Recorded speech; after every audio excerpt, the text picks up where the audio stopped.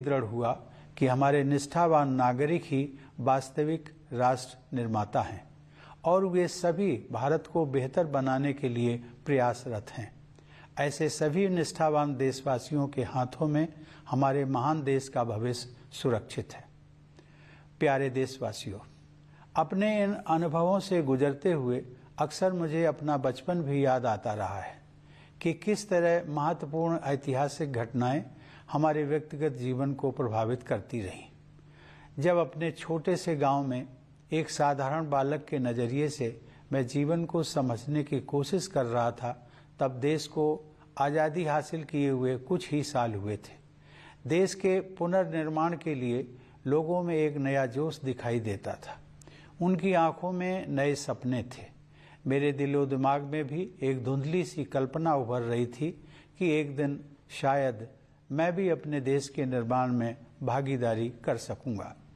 कच्चे घर में गुजर बसर करने वाले एक परिवार के मेरे जैसे साधारण बालक के लिए हमारे गणतंत्र के सर्वोच्च संवैधानिक पद के बारे में कोई भी जानकारी होना कल्पना से परे था। लेकिन यह भारत के लोकतंत्र की ताकत है कि इसमें हर नागरिक के लिए ऐसे रास्ते खुले हैं जिन पर चलकर वह देश की नियति को संवारने में अपनी महत्वपूर्ण भूमिका निभा सकता है।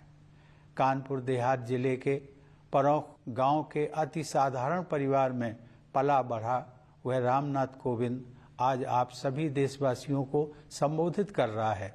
इसके लिए मैं अपने देश की जीवंत लोकतांत्रिक व्यवस्था की शक्ति को सत नमन करता हूँ। चूंकि मैंने अपने गांव का उल्लेख किया है, तो मैं इस बात का भी उल्लेख करना चाहूँगा कि राष्ट्रपति के कार्यकाल के दौरान अपने पैतृक गांव का दौरा करना और अपने कानपुर के विद्यालय में वयोवृद्ध शिक्षकों के पैर छूकर उनका आशीर्वाद लेना मेरे जीवन के सबसे यादगार पलों में हमेशा शामिल रहेंगे। इसी साल प्रधानमंत्री जी भी मेरे गांव परौख आए और उन्होंने मेरे गांव की धरती का मान बढ़ाया। अपनी जड़ों से जुड़े रहना भारतीय संस्कृति की विशेषता है। मैं युवा पीढ़ी से यह अनुरोध करूंगा कि अपने गांव या नगर और अपने विद्यालयों तथा शिक्षकों से जुड़े रहने की इस परंपरा को आगे बढ़ाते रहें।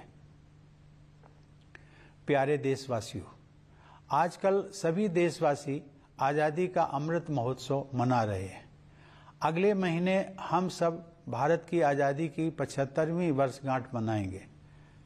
हम 25 वर्ष की अवधि के उस अमृत काल में प्रवेश करेंगे जो स्वतंत्रता के शताब्दी वर्ष अर्थात 2047 में पूरा होगा। ये विशेष ऐतिहासिक वर्ष हमारे गणतंत्र के प्रगति पथ पर मील के पत्थर की तरह है। हमारे लोकतंत्र की ये विकास यात्रा देश की स्वर्णिम संभावनाओं को कार्य रूप देकर विश्व समुदाय के समक्ष एक श्रेष्ठ भारत को प्रस्तुत करने की यात्रा है। आधुनिक काल में हमारे देश की इस गौरव यात्रा का आरंभ ब्रिटिश हुकूमत के दौरान राष्ट्रवादी भावनाओं के जागरण और स्वाधीनता संग्राम के साथ हुआ। 19वीं शताब्दी के दौरान पूरे देश में पराधीनता के विरुद्ध अनेक विद्रोह हुए।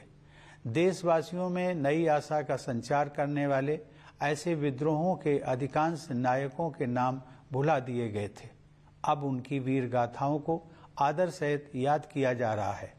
19वीं सदी के अंतिम तथा 20वीं सदी के आरंभिक वर्षों में नवीन जन चेतनाओं का संचार हो रहा था और स्वाधीनता संग्राम की अनेक धाराएं प्रवाहित हो रही थी। वर्ष 1915 में जब गांधी जी स्वदेश लौटे, उस समय देश में राष्ट्रीयता की भावना और भी प्रबल हो रही थी। अनेक महान जन नायकों की उज्जवल आकाश गंगा का जैसा प्रकाश हमारे देश को 20वीं सदी के आरंभिक दशकों में प्राप्त हुआ, वह विश्व इतिहास में अतुलनीय है। जहां एक और आधुनिक युग के एक ऋषि की तरह गुरुदेव रविंद्रनाथ टैगोर हमारी सांस्कृतिक विरासत से देशवासियों को फिर से जोड़ रहे थे, वहीं दूसरी ओर बाबा साहब भीमराव आम्बेडकर समानता के आदर्श की ऐसी पुरजोर वकालत कर रहे थे जैसा अधिकांश विकसित देशों में भी दिखाई नहीं दे रहा था। तिलक और गोखले से लेकर भगत सिंह और नेताजी सुभाष चंद्र बोस तक, जवाहरलाल नेहरू, सरदार पटेल और श्यामा प्रसाद मुखर्जी से लेकर सरोजिनी नायडू और कमला देवी चट्टोपाध्याय तक, ऐसी अनेक विभूतियों का केवल एक ही लक्ष्य के लिए तत्पर होना मानवता के इतिहास में अन्यत्र नहीं देखा गया है। मेरे मस्तिष्क में और भी कई विभूतियों के नाम उभर रहे हैं, लेकिन मेरे कहने का तात्पर्य यह है कि स्वाधीन भारत की विभिन्न परिकल्पनाओं से संपन्न अनेक महान नेताओं ने भारत की स्वाधीनता के लिए त्याग और बलिदान के अद्भुत उदाहरण प्रस्तुत किए। इसमें कोई संदेह नहीं है कि स्वाधीनता संग्राम पर गांधी जी के परिवर्तनकारी विचारों का प्रभाव सबसे अधिक पड़ा और उस दौरान उन्होंने कोटि कोटि देशवासियों की जीवन धारा को नई दिशा दे दी।